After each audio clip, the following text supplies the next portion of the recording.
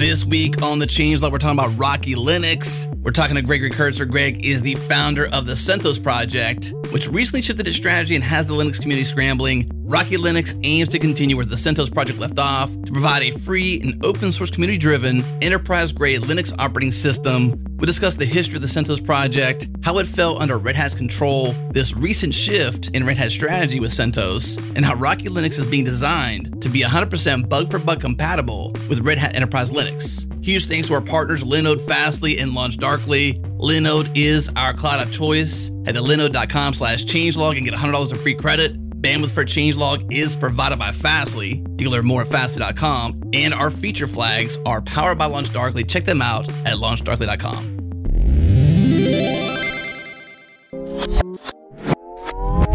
This year, we simplified and improved Changelog's infra by replacing Docker Swarm and Terraform with Linode Kubernetes Engine, LKE. Not only is this new setup more cohesive, but deploys are 20% faster, which is awesome. Changelog.com is more resilient with a mean time to recovery of just under 8 minutes, and interacting with the entire setup is done with a single pane of glass via K9S. Linode is our cloud of choice. We trust them. They keep it fast. They keep it simple. And the best part, you can get started on Linode today with $100 in free credit. Get all the details at linode.com/changelog or text changelog to 474747 and get instant access to that $100 in free credit. Again, linode.com/changelog.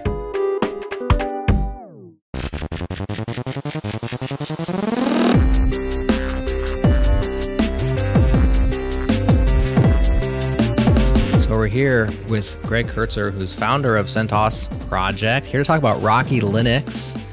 If you recognize Greg's voice, it's because he's been on the Changelog previously talking about Singularity, which was an awesome conversation as well. We'll link that one up so folks can go back and listen to more of Greg's voice. But we're here to talk about Rocky, and we can't really talk about that without talking about CentOS first, and there's a long history there. So first of all, thanks for coming back on the show.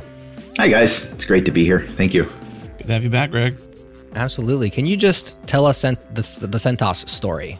That's probably a big one, but whittle it down for us. Oh my goodness. Just open that up for us. Okay, well, let's see. Started back in, I'd say, about 2003-ish, 2004-ish. We were starting a community-managed RPM-based distribution of Linux.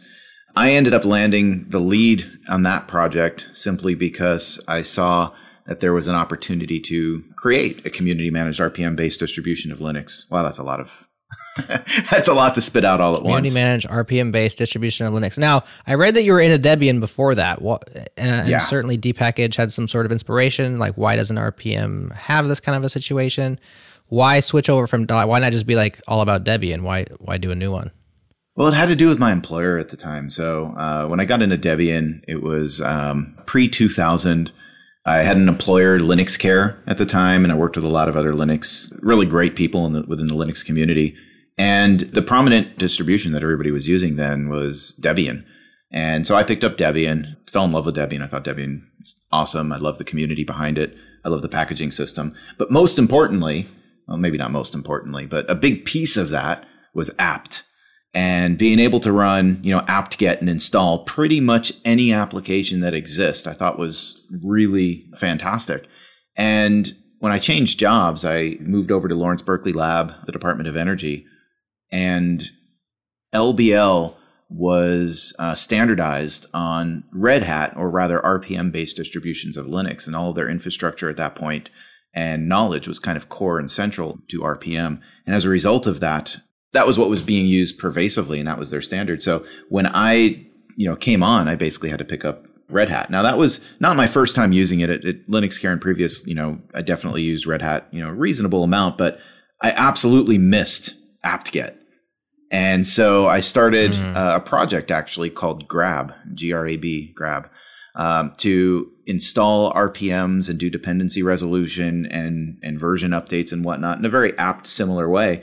And that actually led me to the introduction of Seth Vidal, who ended up writing Yum.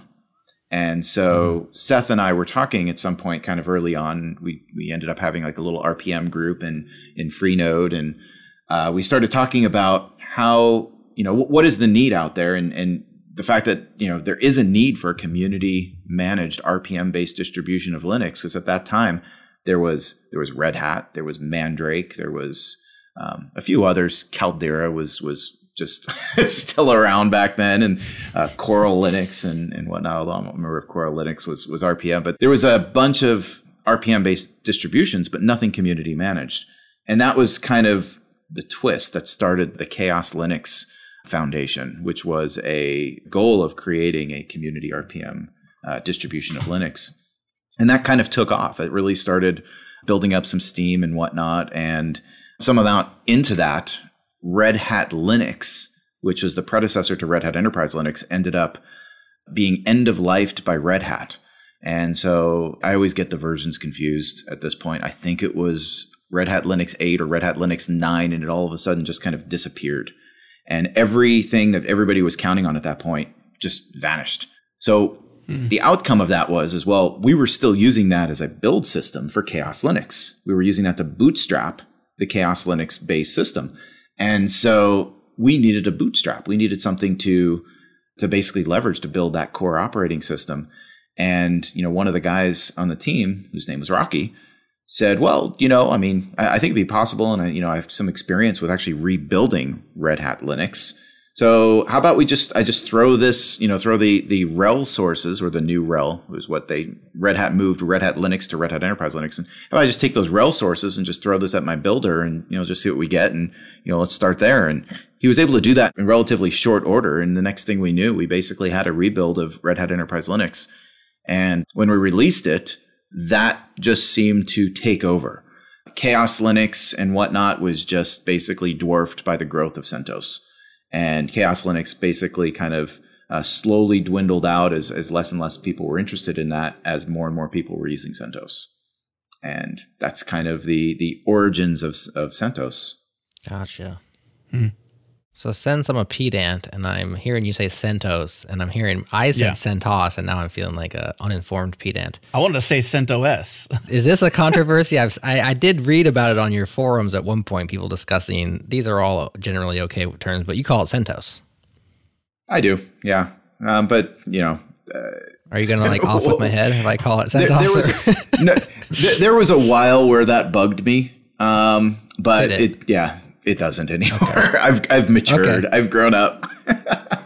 Well, I have a principle of adopting the pronunciation of the guest on the show, so I will do my best to call it CentOS until you're gone. Then I'll go right back to my old ways. But of course, what is the thing behind that? What makes you say CentOS versus CentOS or CentOS? How did you come to CentOS? Like Mentos. What is it? How do you rationalize that's right? Aside from that, you made it up, of course. So I didn't actually make it up. So there was a person on the team. So we were actually stuck with names. And, I tend to go back and forth where I'm never happy with a name. Although Rocky Linux, I'm absolutely happy with, which is really ironic considering nobody else was for a while. That's super cool. Oh, we still have people coming into our Slack and coming into discussion saying, can we please change the name? It's like, no, we're not going to change the name. Only one pronunciation is a winner for me. Yeah. But we started off calling CentOS Chaos EL. Obviously, EL for Enterprise Linux. But we knew that was just a temporary placeholder. One of the contributors and a person who ended up kind of taking the project he basically decided that, or proposed the name CentOS. And I said, I really like it, but what I don't like is the Cent and the OS, because it makes it sound like by kind of saying OS, it kind of puts Cent out there. It implies it costs money. It implies it's not free. Okay. I know Cent is cheap. I get it. Right. But it's an infinite increase from zero. So it just kind of bugged me at the time. So I was saying, no, it's a free operating system. It's not a Cent. And so that was really my take of it. But I said, as long as we kind of string the whole thing together, and as Community Enterprise OS is one kind of big acronym, kind of an acronym, right?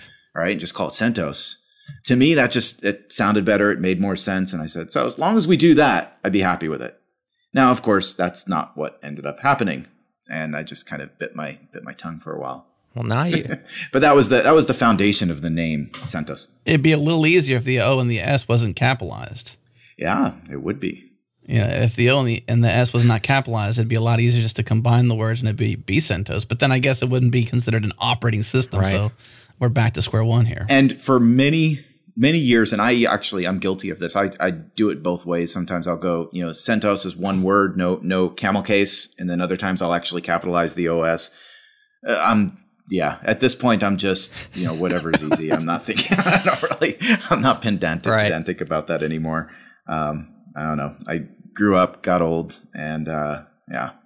There's only so many, you got to pick your battles in life, And generally speaking, unless it's like a travesty of a pronunciation, I think. We get that a lot here, though, too. We get change and then log. We get change capital LOG. Right, 2 words, one word. All caps, change log, and it sort of irks me, but I'm kind of like you. I've just sort of moved on and just don't correct anybody. But we obviously, when writing it, write it the way we want it written. And that's the control measure Capital C, lowercase l, all one word. There you go. Right. Set the record straight. Right. That's change log. Yeah. But this happened with Linux too, right? I mean, when Linux, back in the 90s, it was Linux, it was Linux, it was, and I remember that there was an audio, a wave file that you can still find on the internet, probably even today, of Torvalds saying, hi, I am Linus Torvalds, I pronounce Linux. Hello, this is Linus Torvalds, and I pronounce Linux as Linux. That's the whole wave file. Just to kind of set the record straight. Set the record Nowadays, straight. I think everybody knows, that it's just Linux. But yeah, I don't think anyone cares anymore if you call it Linux. I don't know. I'm glad that worked for him. The GIF/GIF guy didn't work out so well because he came out and he's like, it's pronounced GIF. And we're all like, no, it isn't, man. Sorry. No, you're wrong. The creator of the name is not. Sorry, it's not a graphical interface format. You just don't get your way, But Linux, exactly. Linux gets his way. Mm-hmm. All right. So now that we've taken that fun tangent, it's always fun on podcasts to talk pronunciations because we have to actually pronounce for the first time. I can type it out the same way as you, and in our own minds, we just pronounce it. But we're like speaking out loud, and we have to say these things. So I will refrain. I'll take back my CentOS, and I'll stick with CentOS. You said it kind of took off. That's kind of where we left off. Like all of a sudden, it became really the community edition, right? Like everybody seemed to adopt CentOS who was in the Red Hat area. Is that fair to say?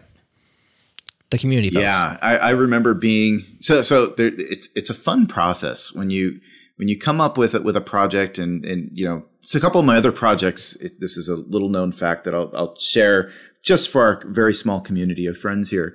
That I tend to come up with these ideas usually in situations where they're not quite so. I'll just say it. Like these ideas will just come up in the shower sometimes, right? And what's really funny is later starting to see resumes coming in, starting to see job descriptions coming in that actually have, and you start seeing that name, that idea that you came up with. And all of a sudden you start seeing it kind of coming into reality. So the first time I heard somebody else mention CentOS outside of, by the way, now you guys are getting me on the name, and now I'm like, what am I saying after I say it? Thinking about it? Yeah, now I'm thinking about it. Is it right or not? The first time I heard somebody say that, I was at supercomputing in Phoenix, Arizona. And I don't remember even which supercomputing it was, 2004, 2005. I don't remember. And I was talking with a vendor, and another guy comes up and interrupts us and says, "Are you going to have support for CentOS?" I was like, what? So at that point, I never heard anyone even say it out loud aside from like my circles.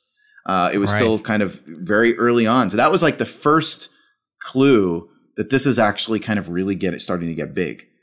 And it just kept getting bigger and bigger from there. We had a donations button, and within the few months of it being kind of an active project and us releasing, we actually had thousands of dollars coming in per month on the donation button. And the trajectory, the increase of that was just, it was remarkable to watch this just kind of blow up and just get so much visibility. And then just to see how well it situated itself within the enterprise ecosystem and cloud ecosystem later. It's just been a remarkable thing to just watch, even after I was no longer associated with the project, just to see how it matured and how it developed was always, it's a very, it's a proud moment for me. Mm-hmm. Mm-hmm. pretty cool that it can grow up so much that one of the founders and the creators does not have to maintain it, does not have to be associated, and you know, so many of us get stuck in that infinite loop of maintenance, right? Like the burden. And sometimes it's because the project hasn't matured enough to a place, or the person who created it, either by, you know, lack of knowledge of how to do it, or sometimes it's control oriented, like for whatever reason, they still are the project. And so, you know, a lot of projects start and stay there. And the fact that it grew so big that, like, how long did you work on it, and then how long were you away from it as it's kind of had its own life over the years? I was associated with it until Red Hat sued me. And at that point, disassociated. It's a good reason to disassociate. Yeah. We're laughing. I'm sure this is terrible for you. Now, all of a sudden, we've just involved lawyers, so I need to be more pedantic. Okay. It wasn't a lawsuit. It was a threaten of a lawsuit, which was enough in my book to do it. So they wrote you a firmly written letter from a lawyer, right? There was several of them, yes. And I ended up disassociating myself from the project because I didn't see a clear way for me to protect myself with where the project was going and how it was maturing. So plus, the project was already kind of growing. It was taking a life of itself. It, you know, not to sound weird, but it didn't need me anymore. What was their beef? The beef was that on our website, we had the name Red Hat Linux, or Red Hat, quite a bit on the website. And they weren't giving us a hard time about rebuilding. They weren't giving us a hard time about even trademarks within the operating system.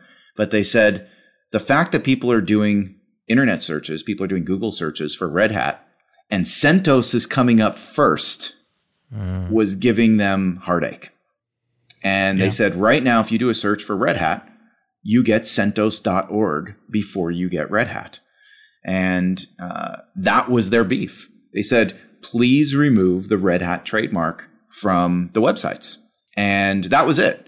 The problem is that the people that they contacted on the CentOS team decided that they didn't feel as though that was a reasonable request. And they decided to push back by not removing the branding and ignoring Red Hat. So what happened from there is Red Hat got irate to the point where they sent threatening letters to them. They didn't care, a couple of them not in the United States. So they really felt like they were beyond Red Hat's reach. And then they finally got to the point where they just sent me a threatening email a threatening phone call first of a lawsuit. And I basically first cease and desist and then lawsuit if I don't respond accordingly. And I was like, stop. I don't know nothing about this. Let's back up. What's going on? What do we need to do?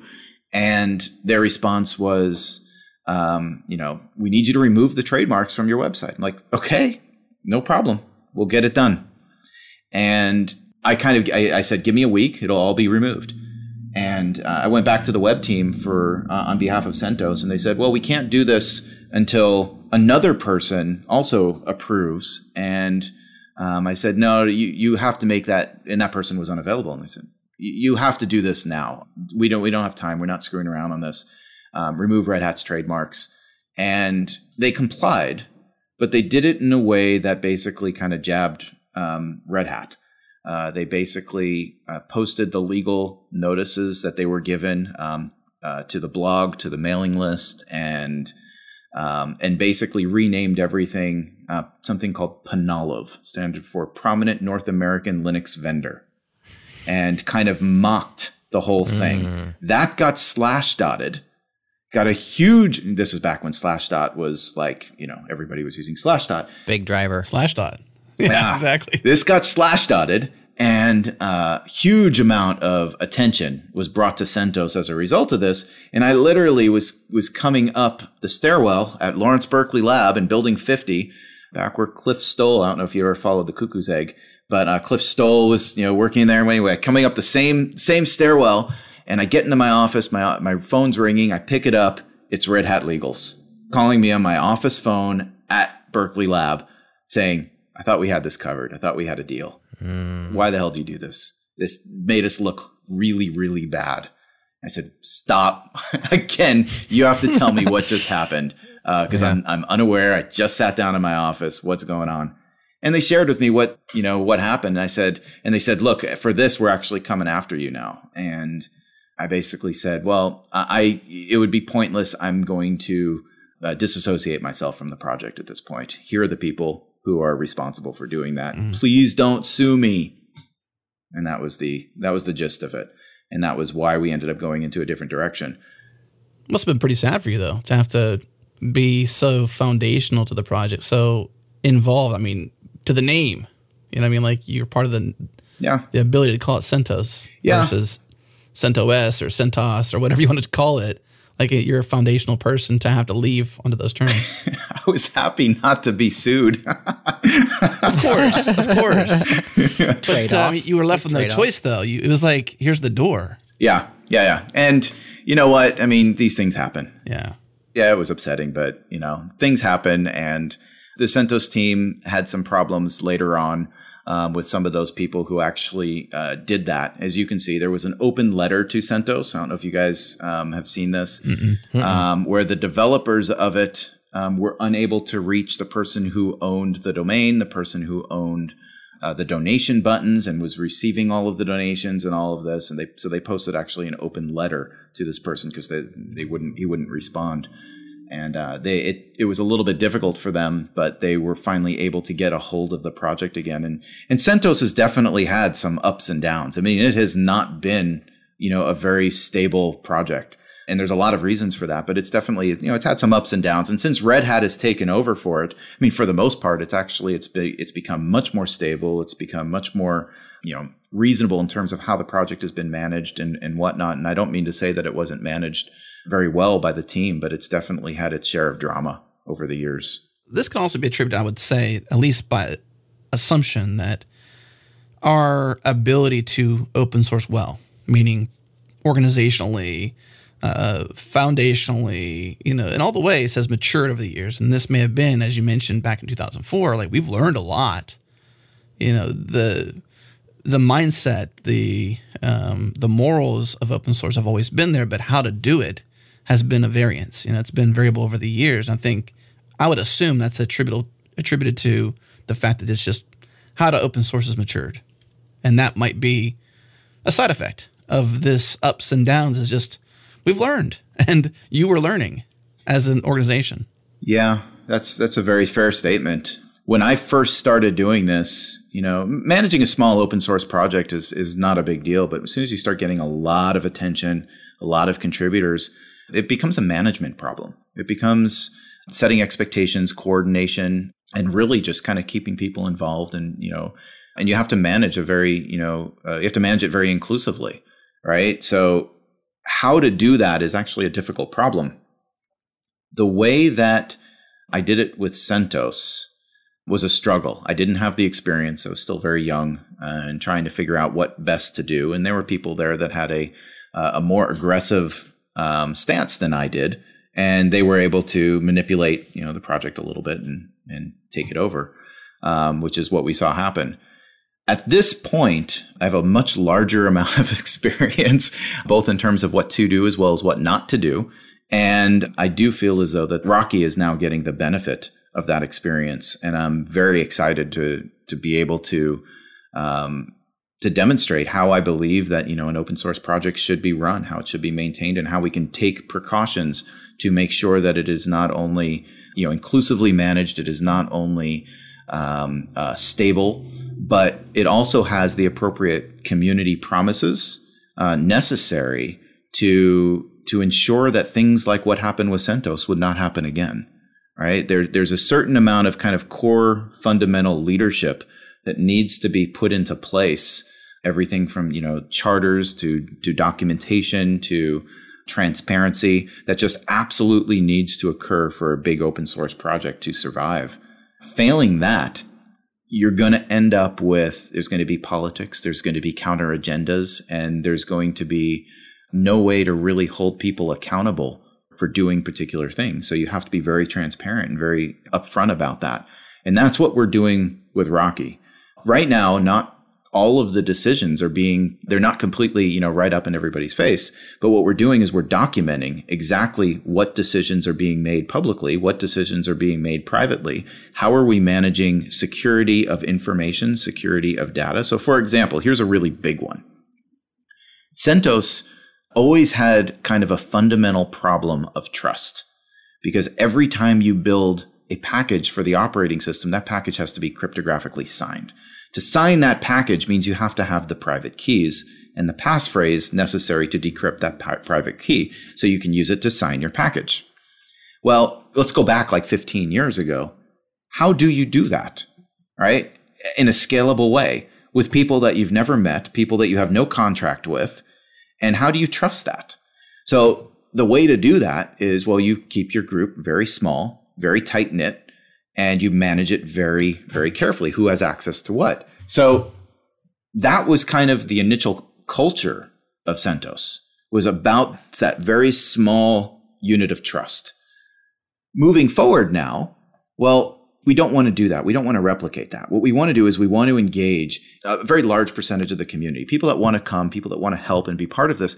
But that doesn't, and this is by no means a slight to anybody, but that is by no means does that mean we're going to trust everyone equally, right? You can't, because you haven't built that relationship yet. But we still want to allow people to contribute. So Fedora has done a really good job at solving this problem, and this is something we're trying to replicate now, and trying to build off and leverage a lot of that existing work, a lot of that existing code and infrastructure. So instead of just jumping right in and just start building packages, which, believe me, we could do, instead of doing that, we're spending a lot of time defining the infrastructure, defining the processes, doing the documentation necessary to ensure that what we're building is going to be A, repeatable, B, scalable, and we're going to be able to allow more people to be part of this project in such a way that does not sacrifice the trust or integrity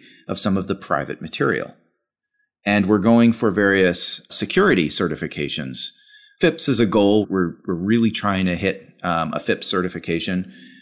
This is not my area of expertise at all, but I've been contacted by a lot of organizations that have basically offered to help us do this, help us achieve this level of certification. But to do that, that means that the entire infrastructure has to be approved. We have to build the entire infrastructure from ground up, kind of designed to be able to meet these standards, to ensure that the what comes out of it, the product that comes out of this, can be absolutely trusted. And it gets really difficult when you start thinking about how do you do that when you have N number of people in the community committing code. So that's the big kind of piece of what we're trying to solve right now. Again, we could have just run and started building packages. We could have. The packages were available. Source RPMs are available. We could have just done that. But the goal here was to create something that is better than what we've done before, and to build a community that's going to be stronger and be more resilient to any sort of, I'm going to use this word with air quotes around it, hostile takeovers. All right, we're going to try to keep, and we're going to do everything we can to keep Rocky exactly as it exists today and exactly what CentOS started off trying to be, which is a community enterprise operating system.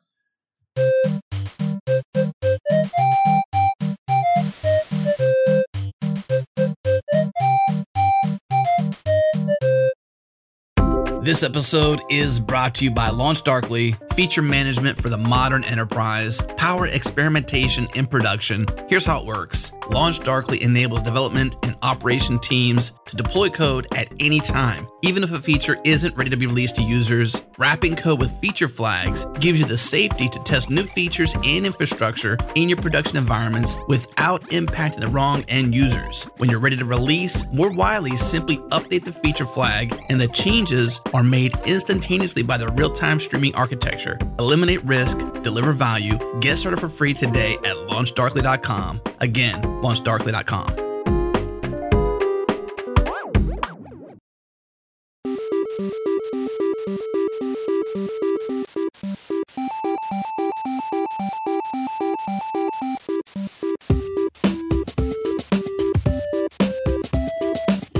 So what was the triggering event that made you spring back into action? Because you've been disassociated from the CentOS project for a while. Here you are talking about Rocky Linux, and it's a new thing, but kind of an old thing, but still a new thing. What happened? Why Rocky Linux? So that's a good question. I have a company, and in this company, we are building, various high-performance computing stacks and enterprise computing stacks and whatnot. Not to make this a plug for my company, but we needed CentOS. We have a lot of users, a lot of customers, and people in the community for my other open source projects as well. Everybody's using CentOS. So when I got word that there was something happening, and I had a little bit of visibility, but not a huge amount, but I had a little bit of visibility that there's going to be some changes. When CentOS 8 was first released, we kind of got wind that there was going to be some changes coming, and I didn't know really what those changes were going to be. I didn't know when those changes were going to happen. But of course, it started some discussions within my own organization on what are we going to do? What are we going to recommend for our customers to do if something really changes that's big? And not to mention all the open source users of our other software that's leveraging it. So we came to the conclusion, actually, and Robert, one of my partners with my company, said to me, he goes, I predict you're going to build another operating system here within the next 2 years. And he started telling me that actually a while ago, but he didn't expect it to happen soon, like this soon. And then all of a sudden, we see that there was an announcement on the CentOS blog that they're changing the direction of CentOS. And I used it as an opportunity to basically just say, well, let me see if anyone else is interested in doing this, because we've been thinking about this and we need something stable. Well, I'm not sure that CentOS is going to meet those needs anymore. So let me just mention something on the CentOS blog as a comment. The next thing I know, and I reference everyone in that blog post to point to come to this particular Slack that I run called HPCNG. And I said, just come over here and we'll talk about it if anyone's interested in talking about this. The next thing I know is the amount of people joining this Slack just took off. At first, it was like, it was tens of people, and then it was hundreds of people, and then it just kept climbing. Now, the HPCNG Slack started off, before all this occurred, at about 1,200, 1,300 people were in there. We are now just teetering on 10,000, and it's been barely a month. So you can see how fast that this has been just taking off. Mm-hmm. And what happened next was actually pretty incredible. It literally went from nothing, it was just an idea, to I literally had hundreds of people direct messaging me simultaneously asking, how can they help? They want to be part of this. And I said, well, let's start discussing what this would look like.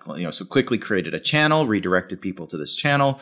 That channel grew so fast that it wasn't long before I couldn't keep up with the threads in the channel. So it's just like an IRC. If you've got a big channel and a lot of people trying to talk, it scrolls faster than you can respond to somebody's answer. And threading, you end up with so many side channel discussions in threading that it's hard to keep track of that as well. So immediately we started creating more channels to try to group interests together. So people that were interested in development, people that are interested in community, people that are interested in website, people that are interested in organization. We created all these different channels. And then we created more channels within development because we had people doing the installer, people doing packaging, people doing the auto build infrastructure, people doing, source code management. And then we had all the infrastructure teams, people that are starting to talk about things like, where are we going to host this? How are we going to build this? How are we going to create all of this in such a way that it can be leveraged at large scale. Then we had the security team that started developing, and you could see, and this was all in the first 3 days. So wow. We had people that already had installers built in the first few days, and with their versions of the Rocky Linux logo and whatnot. It took us more than 3 days to make the logo. But we had people doing, that were focused predominantly on, branding now and creating logos. And I'm now looking at this going, I've never in all of my open source career seen a community grow and evolve like I just witnessed. I don't even know of this happening. The closest thing that I've heard of something like this happening is when Oracle took over MySQL and Maria was born. That is about the closest to this, but everybody who was in that community and came over to us basically said, no, this blew that away. And I'm sitting now looking at all this, thinking to myself, oh my gosh, how am I going to manage this? How am I going to coordinate this in a way that's going to keep everybody engaged, everybody in the loop, but organize all of this? It's like trying to sip water through a fire hose on full blast. And it's just, there's so much coming at me.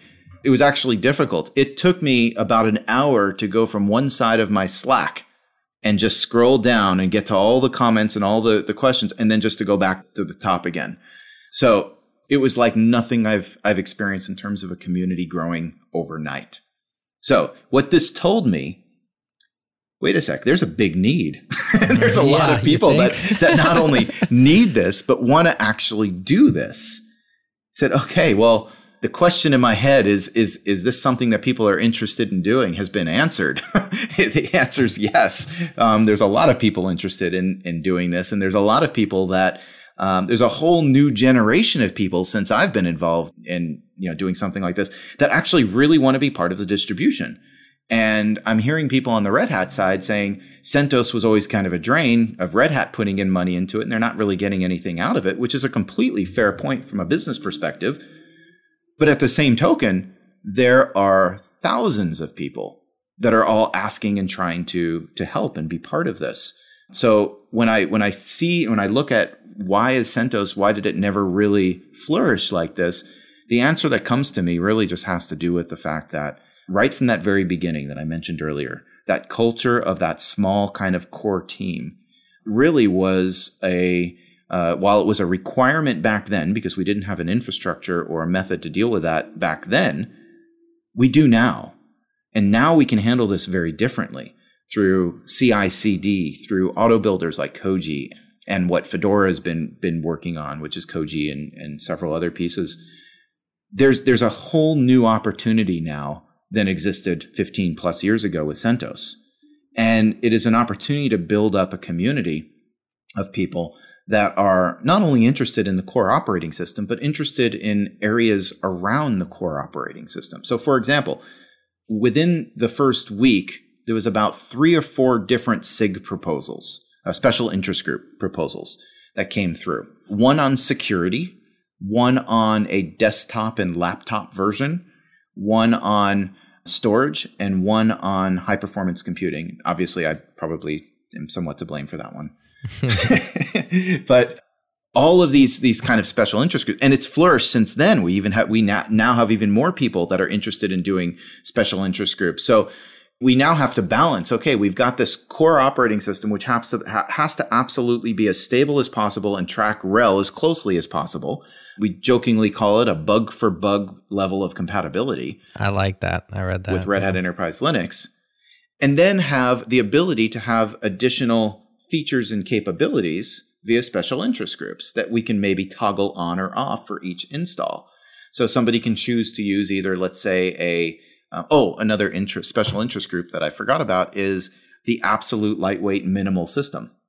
People want to strip everything out and just have an absolute tiny little thin core operating system that they can leverage for either containers or for very minimal installs, or to run Kubernetes on top of, and just have that sitting just right above the bare metal. So there's all these different special interest groups. But what if we can now tune the installer, or special installer, not the standard one, but the special installer, to just do a minimal operating system? Just do that minimal install. And I know a lot of people, especially kind of coming at it from the Debian perspective, where that's always how we build systems. Always give me a minimal install. Right. I want nothing on there, right? And I'm going to build it up custom to meet a specific need. There's a lot of system administrators and engineers that prefer to build systems like that. Now, the existing CentOS installer definitely has a minimal category, right? You can specify minimal and you're going to get a small subset of packages.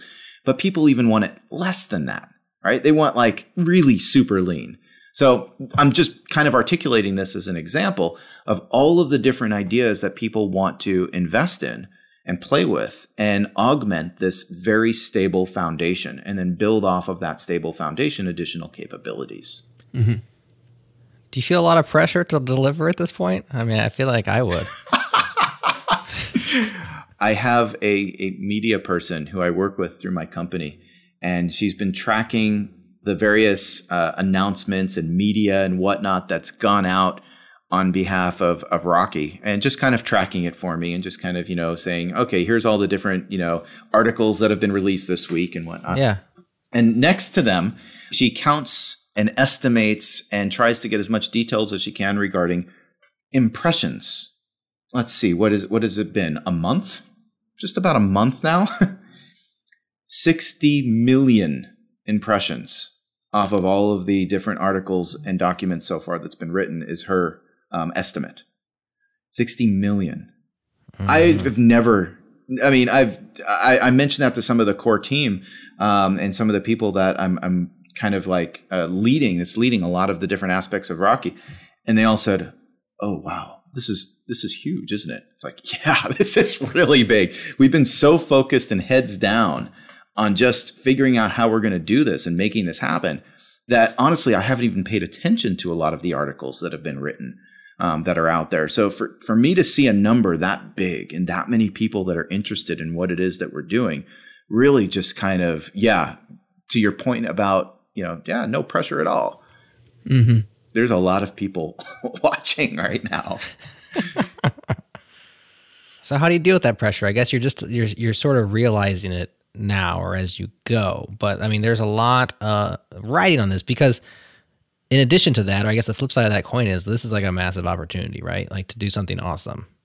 And so I would have my own intrinsic internal pressure of like, don't screw this up, Jared, because like this is a great opportunity to like do a really cool new thing. And the bug for bug compatibility is kind of cheeky, but kind of bothers me too. It's like, really? You gotta bring all that baggage with us, But nonetheless, building upon this foundation that apparently lots and lots and lots of people have been using either not reluctantly, but just, kind of like, what's the word where you're looking around, you're like, not contemporaneous. I don't know what the word is. Circumspect, right? Like looking around for like something else to come around that has the foundational roots that they desire, which is the core community aspect.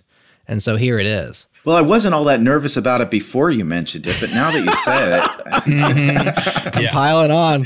Don't screw this up for us, Greg. No, it's so it is a lot of pressure, but at the same token, there are hundreds of people working on this with me. It's not like it's me. It's a team. And it's a team, and this team is fantastic. There are so many, and the variety of people, background, skill sets, expertise levels is so broad. How many different people from different countries, different organizations, different backgrounds and interests that are all working on this together. It really is something special. But what I'll mention is there's a lot of people that are carrying this right now. It is not just me. If I were to resign this tomorrow, there is no doubt this is going to keep going. But I enjoy being part of this, so I don't want to resign it tomorrow. I like this. This is a lot of fun. And I describe this sometimes as it's like we're having a constant party in Slack because there's so many people. We're having a great time. It feels like an underground movement kind of just rising up right now. And everything is taking shape and people that want to become involved and want to do something like this are getting the opportunity to do something that's really a differentiator. So we have people that, we've had a couple of people that have come by that are like, we've been out of work for a while. I've been looking for something to do, due to COVID and everything else. It's kind of a hard time right now, and we're all locked inside. And so this is giving not only people something to do, but something that differentiates themselves when they're looking for work, when they're looking for jobs. Now, all of a sudden, they are a contributor. They're a part of this team to create a new operating system that the chances are is going to be impacting most of the tech employers out there. So it really is giving It's sharing the load, right? It's sharing that responsibility. And the team of people that have really stood up to make this happen is just phenomenal. It's a privilege to work with these people and this team. So it helps a lot in terms of that pressure. It's not just me. I'm nowhere near the smartest person in the room, thank God. Right? There are people that are coming with so much more experience, so much more background. Really, where my major value add is here is really just my experience in now running a project like this and leading this and helping to coordinate and organize. I am not the person building the RPMs. I am not building the installer. I'm even looking at some of the infrastructure documents, and I'm looking at it like I'm an executive, which doesn't understand anything about tech anymore. I'm looking at this going, I'm glad you guys get what you're doing because this looks cool. It's pretty. Yeah. Were you at the right place at the right time with the right kind of momentum, and you got the history. Yeah. And there's a lot that we can bring to things when we have that history. Like without someone like you who has this history, it'd be more difficult to organize the foundations that you're organizing upon. There was some numbers that was mentioned in an article that your assistant or whomever you mentioned, I can't remember how you defined her, was tracking on terms of impressions from the register. And it said that CentOS powers almost 19%. This is based on, I'm not sure if these numbers are accurate, but these are numbers that are on the register as part of somebody else's research, and you can tell me if they're somewhat accurate. So I would imagine that this kind of powering of the global web servers leaves a vacuum if the future of CentOS is in question or isn't production stable anymore. If that disrupts, like if that happens, it says CentOS powers almost 19% of all Linux web servers globally, which puts CentOS, sorry about that, keep messing up, second after Ubuntu Linux web servers with 18.8% share, way ahead of Red Hat at 1.8%.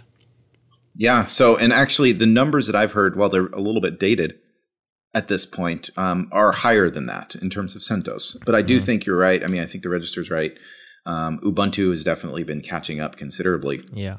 The point is there's a vacuum. Yeah, there's a big hole now. Yeah, exactly.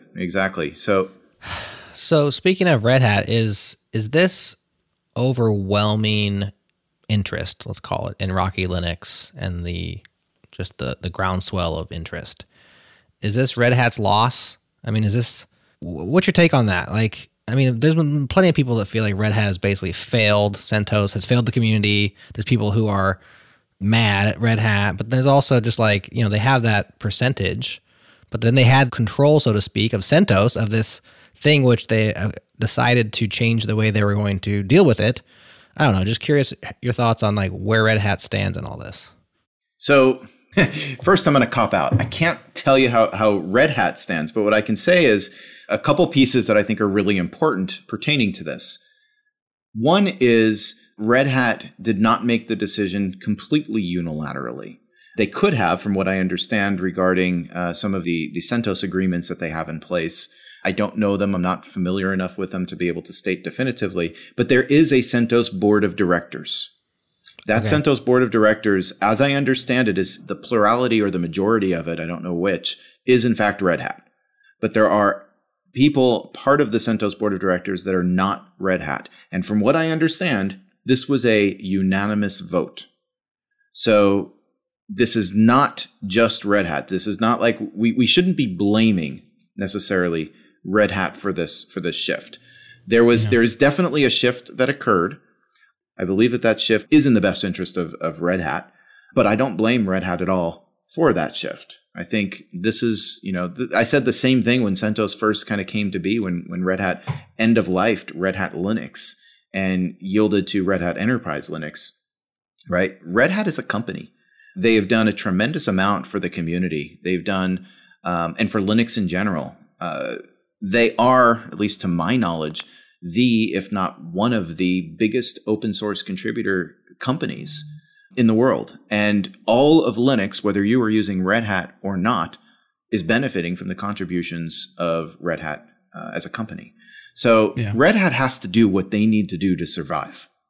I don't know what decisions and what's happening behind closed doors, especially now that it's been acquired by IBM. But they need to be thinking first and foremost fiscally for their organization, because success of Red Hat means more success of open source projects. So I want to be really clear on that. Red Hat didn't do anything wrong from that perspective. Now, with that being said, I don't believe that CentOS belonged under the umbrella of Red Hat. I think that was a clear mistake. Do we talk about how it got there? No, not really. No. Could you give like the elevator or just the brief how they ended up in control? Yeah. Yeah. So I can give you the outside perception of this because, Sure. of course, I wasn't part of it. This is post your disassociation, Yeah. this acquisition process. Okay. So CentOS had, as I said before, a lot of drama, kind of ups and downs. And there was a couple times in which it got very slow on a release because it's very difficult to do a new release, especially if there's only a couple people working on it. And, it was way behind, and, there's a lot of people kind of, where's CentOS? What's going on with CentOS? Are we going to get a CentOS? I think it was CentOS 7. It took quite a while before Red Hat acquired. And what ended up happening is it was kind of going downhill, right? It was getting less and less contributions. It wasn't really, on the up. It was on the down. And what happened was the core engineers that were running this at the time got job offers, and they got job offers by Red Hat. And as part of that acqui-hire is what I would probably call it, Red Hat was able to obtain the domain and the trademarks and all of that. And actually, I shouldn't say trademarks, the logos, because there was no trademarks at that point. Mm-hmm.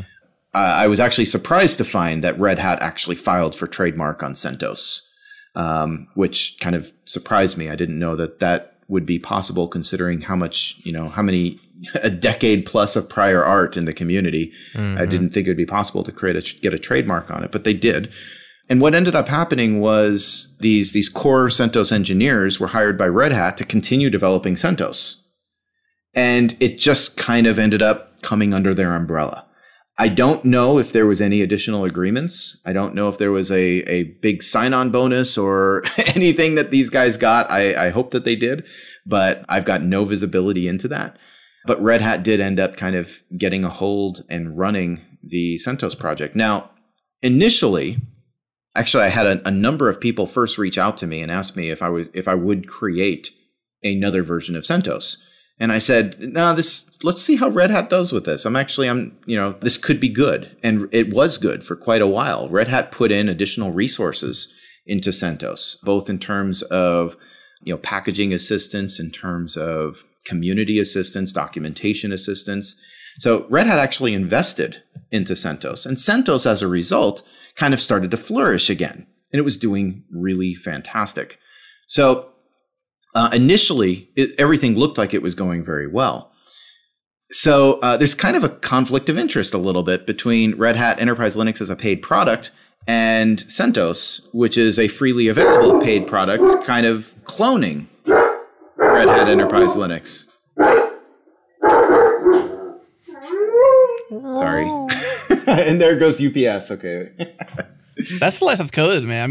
Deliveries happen and you're at home now. So this wouldn't normally happen because you'd be in your office or somewhere else potentially. Yeah. Now that's just how it works out.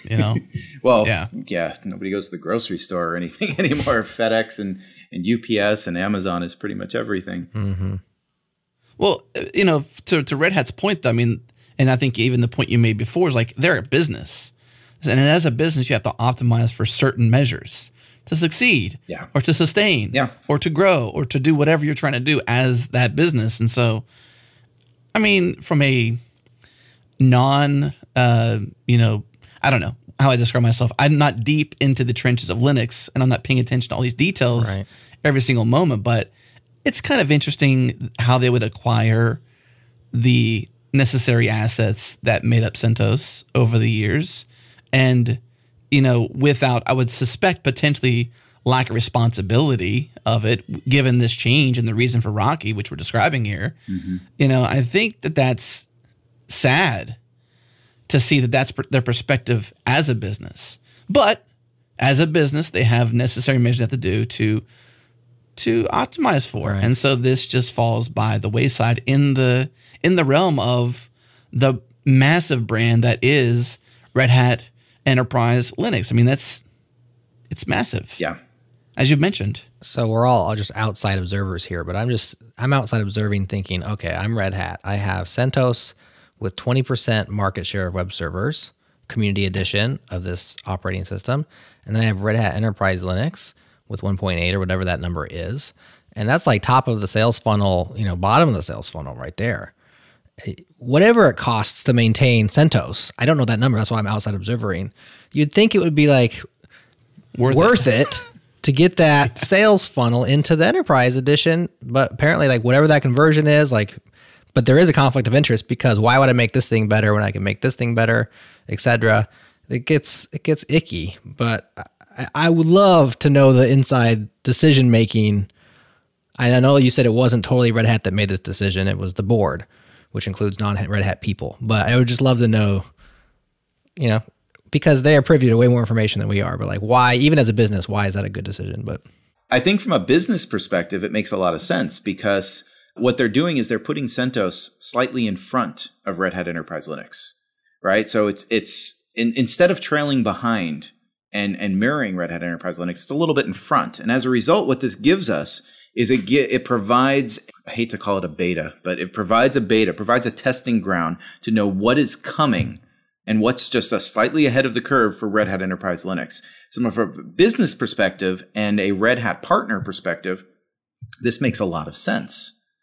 From a community perspective, and this is really my biggest beef with it, which is the name CentOS to me and how it originally kind of originated is Community Enterprise Operating System. Well, we just made a decision that is not really in the best interest of the community, as you can see. Right.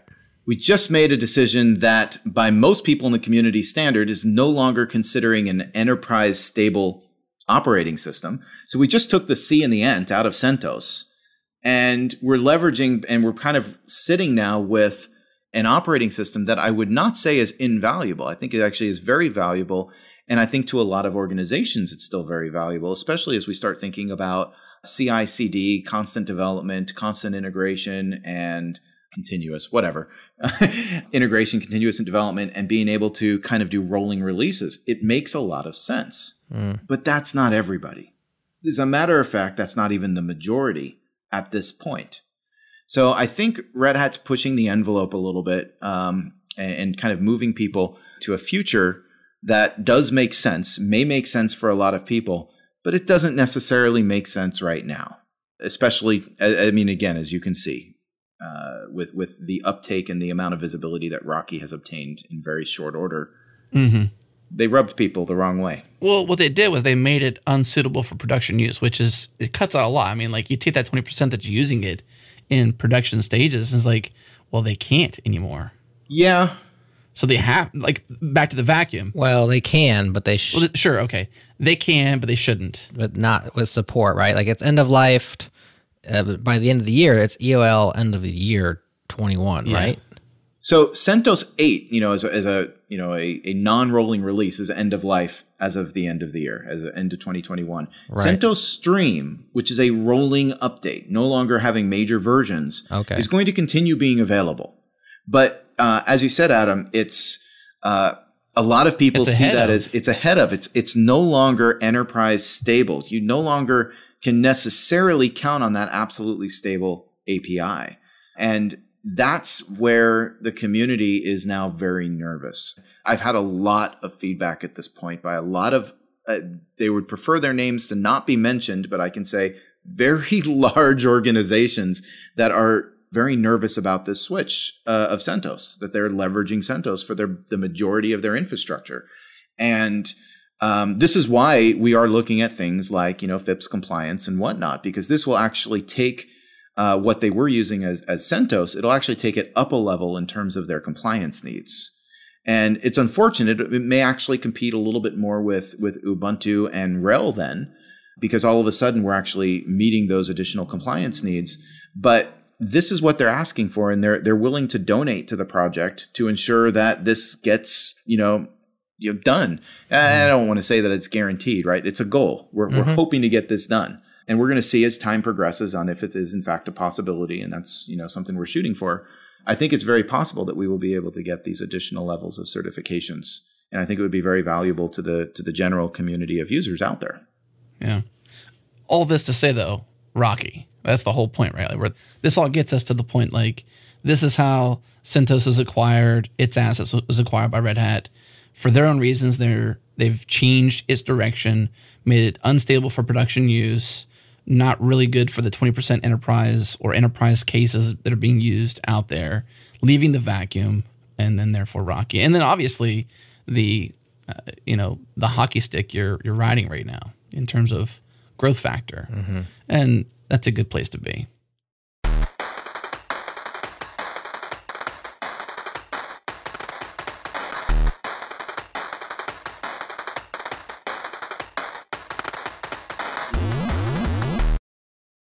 This episode of The Changelog is brought to you by Render. Render is a unified platform to build and run all your apps and websites with free SSL, a global CDN, private networks, and auto deploys from Git. They handle everything from simple static sites to complex applications with dozens of microservices. If you're a developer or a founder that's frustrated with AWS's complexity or Heroku's high costs, you owe it to yourself to use the $100 in free credits they're giving our listeners to give Render a try. Render is built for modern applications and offers everything you need out of the box. One-click scaling, zero downtime deploys, built-in SSL, private networking, managed databases, secrets and configuration management, persistent block storage, and infrastructure as code. Heroku customers running production and staging workloads typically see cost reductions of over 50% after switching to Render.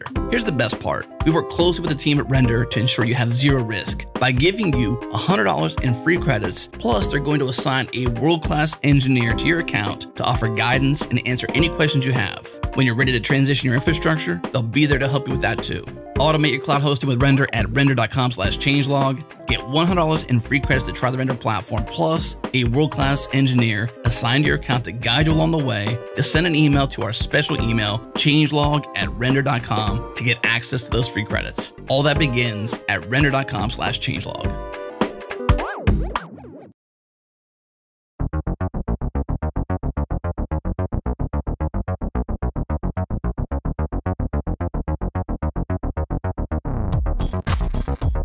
So let's imagine I'm a happy CentOS user. Today I got a fleet of CentOS 8 servers out there in the world. And my job is managing those, or they're running my business. And I'm thinking, what's standing between me and running Rocky Linux on these machines? Like, what is it between those two goals? And now I'm turning to you, Greg, founder of Rocky Linux. Like, what has to happen because this is like going to be a big deal for a lot of people, right? Like, you can't flip a switch and you're running Rocky Linux, or maybe, but the switch has to be created, right? There's a lot that has to happen between now and then. So what does that look like, and what are the challenges involved? You just nailed it. Eventually, it is going to be a flick of a switch. Oh, nice. But we have to build that switch. So we're still building. Who's building the switch, Greg? There's a lot of work that's happening right now to build the infrastructure such that we can properly build all of the packages, all of the repositories, and then the installer, such that people can very easily transition from existing CentOS into Rocky. Now, when it's time to transition, we foresee that it's literally going to be just one command. You're going to be able to copy paste a command. It's not even going to be incredibly unruly, but copy paste one command, put it into a root shell on your system, hit enter, and it will just do its thing. Literally, that's going to be a single DNF command. DNF, if you're not familiar, is the new version of Yum. And from that command, it will automatically replace the CentOS repositories with the Rocky repositories. And from that, it'll basically spin up a dependency chain on the CentOS trademarks and logos and whatnot, replace those with the Rocky trademarks and logos, and then automatically set you up so that every subsequent upgrade that you need to make is going to be now pulling from Rocky. Mm-hmm. Because the two operating systems are basically completely compatible with each other, you don't actually have to replace all the binaries in the underlying CentOS 8 system to move over to Rocky 8. So this means that it is absolutely a seamless transition. It's the equivalent of just doing a standard upgrade. Or rather an update. Right. So that's great news. The not so great news is that there is maybe this is good news sometimes for software projects, but the one that's putting a fire under y'all's butts is that there's like a hard deadline if you want to like never go out of support, right? Is that by the end of 2021, CentOS 8, CentOS 8. You guys are going to make me question this for the next week or two every time I say CentOS. Rocky Linux, real easy to say. So it's going to go out of support end of this year. And so come January 2022, okay, so it's going to be a seamless update, flick of a switch for the users whenever it happens. But like how much has to happen between now and then? There's so many things that have to make that seamless, right? Yeah. And the biggest piece of this in terms of timeline is not what's on our shoulders. It's what's what basically enterprises and the processes that enterprises have to go through to properly validate and make decisions. This was a shock for me. I mean, I came out of academia, government, and whatnot, and I spent a long time there. When we want to make a decision, we just go talk to the right people and we just go do it. Large enterprises don't work like that, generally speaking. When they want to change an operating system or do something along this line, they have to validate. They have to make sure that it's going to work. They have to get all the appropriate authorizations. They have to test. There's a lot of process that needs to go through. At least, generally speaking, for large organizations, you're talking at least 6 months of time right there. So this means that whatever we do doesn't need to get done before December 2021. It needs to get done, by at least, the end of Q2, if not more like mid Q2. So that's what our target is. We're targeting Q2 to get the packages built, the repositories up there, get everything signed, tested, and released, such that now enterprises can start their testing process to figure out what do they want to do moving forward, and are we giving them enough time to make that decision properly? Given the inertia, the vacuum, the momentum that's happening here, do you imagine there's going to be a big awareness campaign necessary to sort of make those out there aware of what's happening with CentOS and the changes? Like, not everybody is in the trenches on the news. You got a lot of developers obviously managing these systems, but is there a sort of uphill awareness battle to deal with as well, in addition to all this extra creating of the switch, and putting it out there by July 1 or whatever? I think that there is, but I always think there is. There's always information to disseminate. Even the people that have now heard about what it is that we're doing, I've spent some time, looking on Reddit and looking in various, posts and whatnot that people are putting out there. And I'm actually sometimes surprised about what people are saying about what it is that we're doing, not because they're not in alignment or they're against it at all. No, I mean, almost everybody across the board is really excited about this, but there's a lot of misunderstandings in terms of what it is that we're setting out to do. First and foremost, we're setting out to basically have a transition path from CentOS. So people that are currently have their infrastructure built with that, they don't need to worry. The community is swinging in to save the day, in a matter of speaking.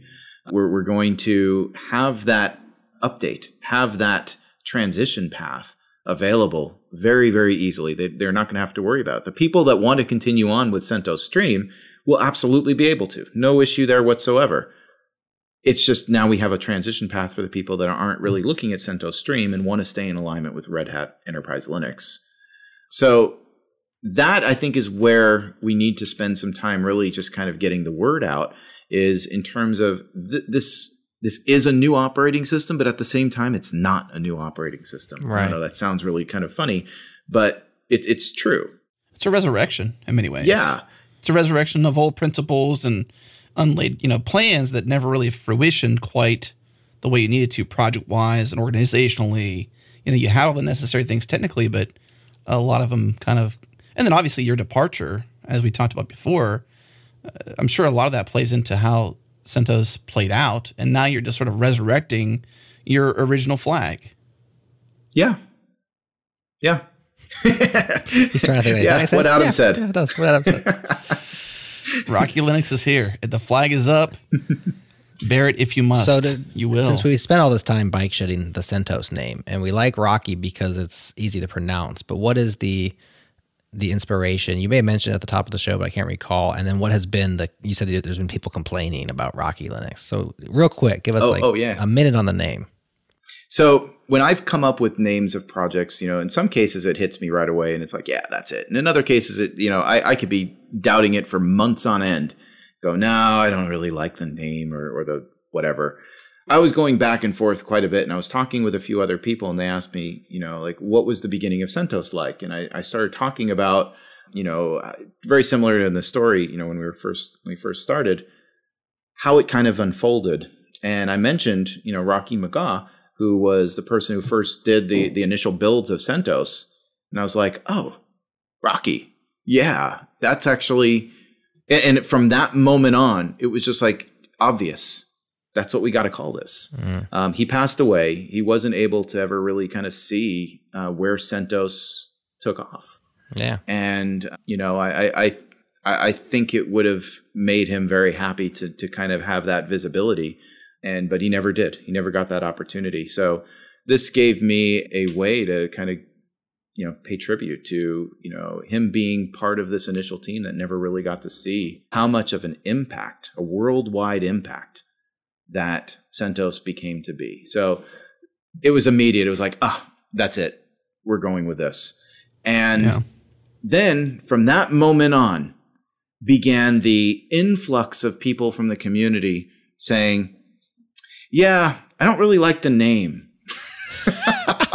Can we name it something else? Are you open to other ideas?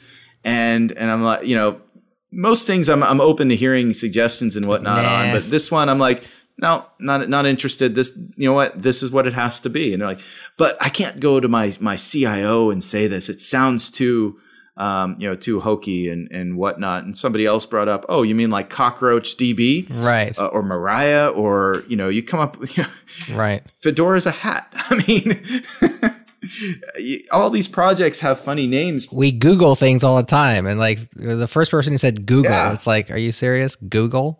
Yeah. That can't be a serious product. Google. Even Yahoo. I mean, it's like, but we start, the names solidify after some time. And in Rocky, it makes sense. It's easy to say. It's very memorable, and it fits. Totally. So, so that's why it's like, we're not having the discussion anymore. We're just going with this name, because if we don't, the other side of this is what's going to happen is, for the next 3 months, 6 months, however long, we're going to be all debating the name anyway, with whatever we choose. So it's, no, you know what? This one means something. This one's good. We're going to go with Rocky. And, but I'd say the conversation of names still comes up. I was on Reddit just recently looking at that, and somebody posted something about Rocky, and everybody's like, yeah, but the name, what's wrong with the name? Right. There's no perfect name, first of all. And secondly, we do word associations. And so like everybody, when you hear a name, you immediately like, what comes into your head? And for me, it's Sylvester Stallone running up those stairs. Like there's a triumph to the name Rocky. Like and that's just me. I have a positive reaction to that. Maybe some people hated that movie or hate Sylvester Stallone or whatever. And they're like, boxing's the worst. But I have a positive, like, I think of that name, I think of like a triumph. And it seems like this isn't so far as, you're kind of running up those stairs to a certain degree. So I'm all for it. I'm going to stamp my approval. Not to mention phonetically easy, one way to say it, easy to spell, pretty short, 2 syllables. Like, that's a great name. Aside from your friend Rocky, though, is there anything in the logo that sort of is a subliminal? Because it's like a mountain kind of logo. What's the logo? I didn't even see the logo. So Jared's draw is from Rocky Balboa, Sylvester Stallone. Right. The Rocky movies, the logo is a circle with a peak in it, and it seems like a Rocky Mountain to some degree. I'm just drawing a conclusion there. There you go. What do you think, Greg? I can't show this in a podcast where it's just audio, but you're right. The logo does have something kind of subliminal in there. Okay, tell us. If you zoom in to a particular point of the CentOS logo, it is actually exactly that angle. That is the piece of one of the squares in the CentOS logo. I see. So you like cut a section out and made a new logo from the old one. Yeah, and you know now that being a Red Hat trademark, now we're going to get all in sorts of trouble and whatnot. But that's one of the places where it came from. Yeah. Inspired by, Greg, inspired by. It's not really zoomed in. It's just inspired by what would happen if you zoomed in, if you thought that could be possible. And the color is different.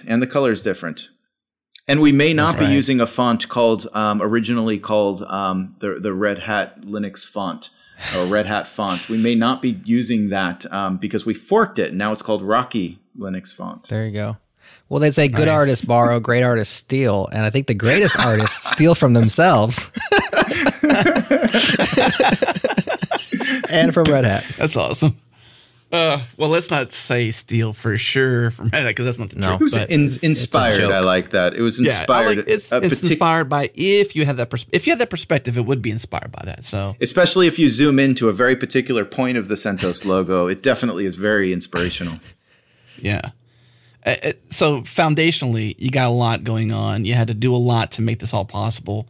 The Rocky Linux Foundation, Inc. is the thing. So, I mean, there's a lot of just goings on to make this possible, right? Like forming an incorporated company with plans to be a 501c3 with, the ability to take donations and, sponsorships and all this stuff. Like it must have taken a lot of personal investment, effort, whatever. Like what are some of the details you can share behind making this possible? Because this is a very much in the trenches. You're doing it. You're re-raising the flag. You're resurrecting the intentions behind CentOS with this. And there's a lot that goes into place to make it possible.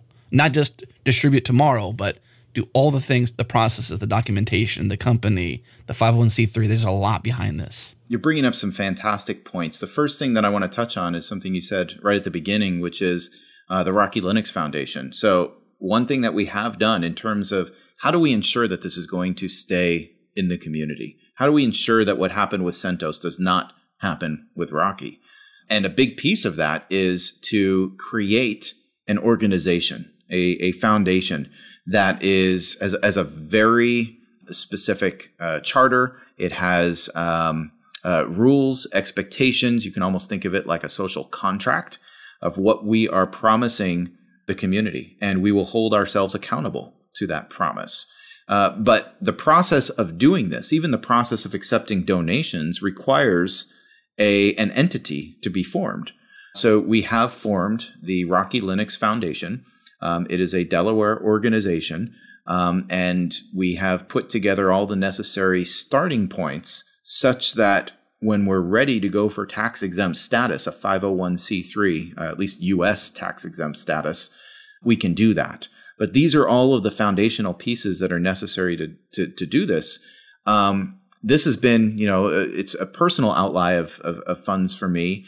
My company that I work for, founded.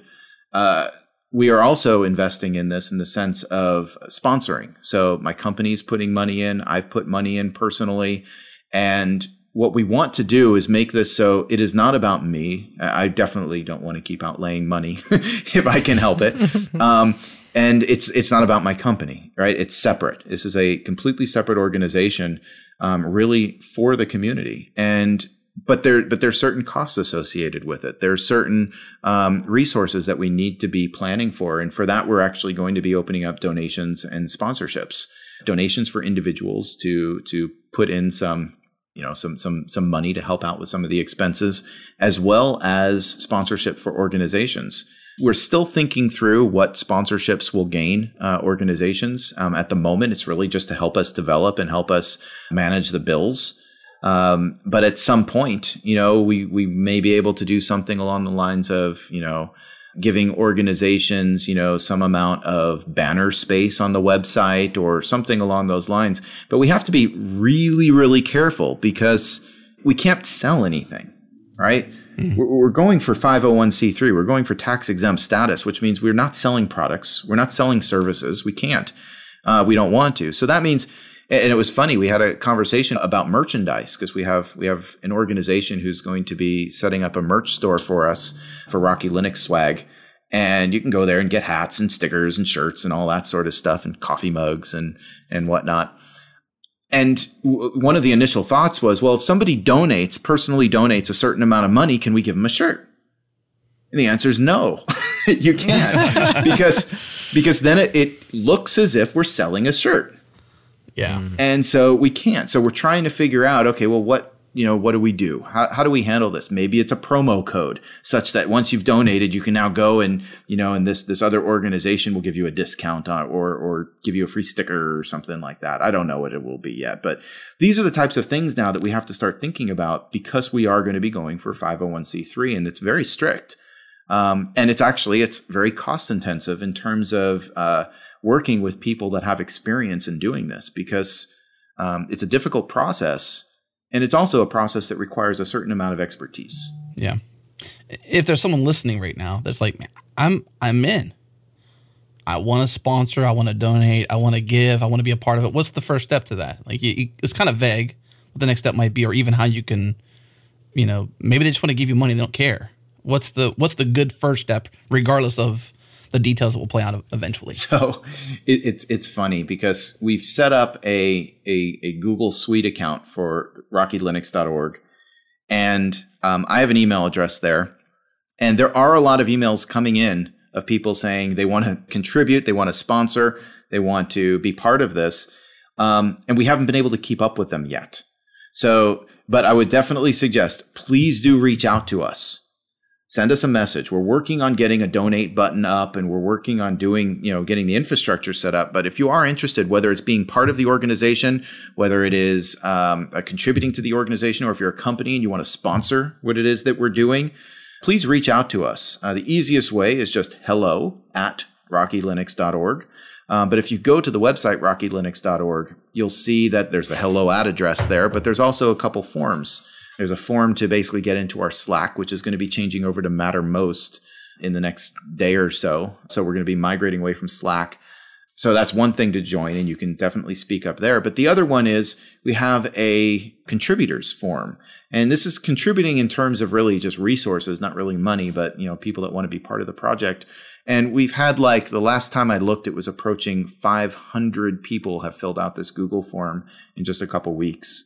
But definitely please do fill that out if you're interested. Please join the Slack or Mattermost, depending on when you hear this, as well as reach out to us, send us an email.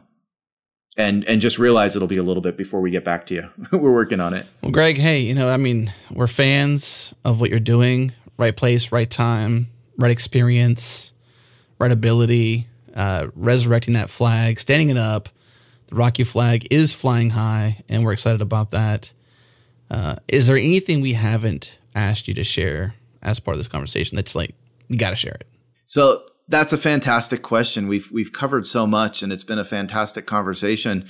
Really, I think the big kind of take-home points here is that we're working on a timeline. We're working on the ETAs, and we're trying to keep the community informed in terms of various announcements and letting people know about that timeline such that they can start making the important decisions that organizations and people are going to need to make to know, what do they do? We don't want people concerned about if they have to immediately transition, if they can wait a little bit.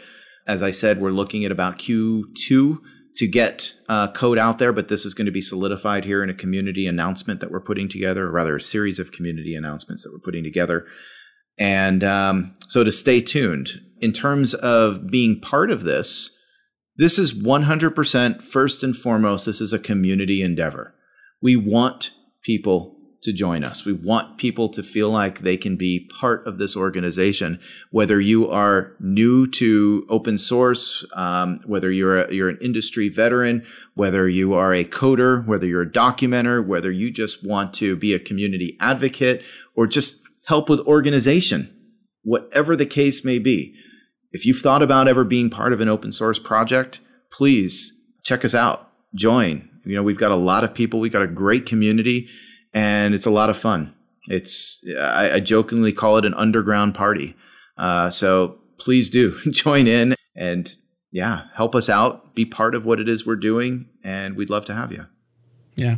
Here on the air, I want to mention, I think it's a redirect, rockylinux.org/contributor. What does it say? contributing. So it's wiki.rockylinux.org/contributing, which actually has a lot of details there, and even to be able to reach out to get on particular teams. So community team, branding team, development team, documentation. So if you have a desire to play a role on any level, this page will probably be an ever-changing page, but for now it's going to direct you to the right kind of places. So that's a good place, I would think, to start. Worst case, rockylinux.org is a good spot to land. But Greg, hey, thank you so much for sharing this story with us. And I think that's what's most fascinating to me, and I think Jared would concur, about doing the shows. We get to hear these kind of stories and really see the future, where things are going. And you're very much helping to lead that in many ways. And we appreciate you sharing that story with us. My pleasure. And I'm happy to be part of this organization, and I'm happy that you guys invited me to the show. Thank you so much. And if you ever want me to come back, you know how to get a hold of me. You'll be back. Awesome. Thank you both. Thanks, Greg. All right, that's it for this week. Thank you so much for tuning in. If you haven't heard yet, we have a membership. It's called Changelog++, because, hey, why not increment things? It is better, as they say. You can subscribe at changelog.com/++, get closer to the metal, make the ads disappear, and, of course, support all of our podcasts. Again, changelog.com/++. And, of course, huge thanks to our partners Linode, Fastly, and Launch Darkly. Also, thanks to Breakmaster Cylinder for making all of our awesome beats. And of course, thanks to you for listening. We appreciate your attention. We appreciate you listening. And one more step you could take is to join the community. Changelog.com/community. It's free to join. Come hang with us in Slack. Call this place your home. Changelog.com/community. That's it for this week. We'll see you next week.